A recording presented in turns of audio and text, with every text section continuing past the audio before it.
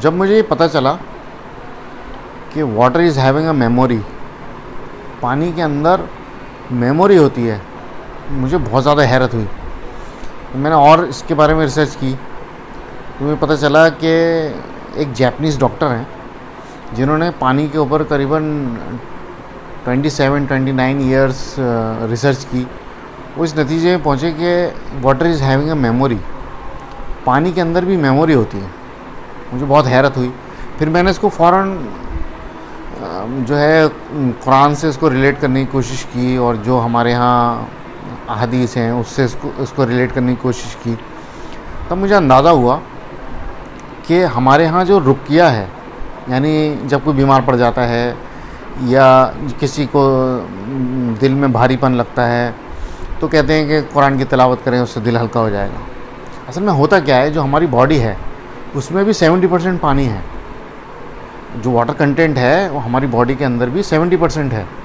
اور پھر ہم جو پانی پیتے ہیں، تو جب ہم قرآن کی تلاوت کرتے ہیں تو نہ تو وہ صرف ہم جیسے زبان سے تلاوت کرتے ہیں اور ہمارے کان سنتے ہیں، ایسا نہیں ہے.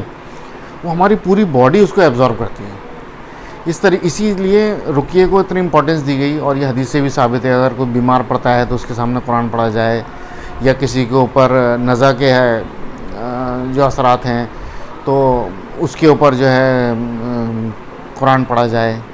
تو جو قرآن ہم پانی کے اوپر پڑھتے ہیں، تو جب پانی اس کو سنتا ہے تو پانی اس کو میمورائز کر لیتا ہے. جب ہم اس کو پیتے ہیں اس کے اثرات ہوتے ہیں. تو یہ تو ایکسٹرنل جو ہو گیا پانی.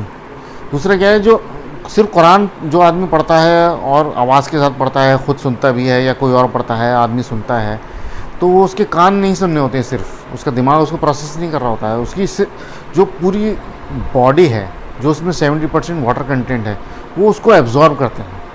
اسی لیے جب ہم قرآن کو سنتے ہیں یا احادیث کو سنتے ہیں، یا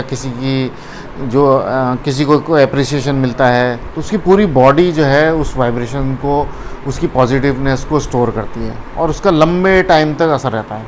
اسی طریقے سے جو اگر تو بری باتیں کسی کو بولی جاتی ہیں، کوئی میوزک سنتا ہے یا برے الفاظ سنتا ہے، اس کی باڈی بھی اس کو ایبزارب کرتی ہے، اور اس کے اثرات اس کے اوپر جو اثر انداز ہوتے ہیں.